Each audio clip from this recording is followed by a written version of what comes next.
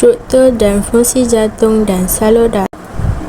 Jantung adalah organ sistem peredaran darah yang mengepam darah ke seluruh badan. Struktur jantung. Struktur jantung terbagi kepada 4, iaitu atrium kanan, atrium kiri, ventrikel kanan, ventrikel kiri. Ruang kiri jantung terbahagi dengan satu lapisan di dalam perotak, iaitu septum.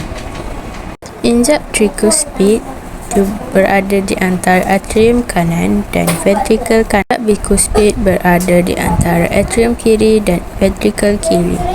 Terdapat injap sabit di pangkal arteri pulmonari dan aorta. Fungsi injap-injap ini adalah untuk memastikan darah mengalir hanya dalam satu arah. 4 salur darah utama jantung ialah aorta yang mengangkut darah beroksigen ke seluruh badan kecuali paru-paru.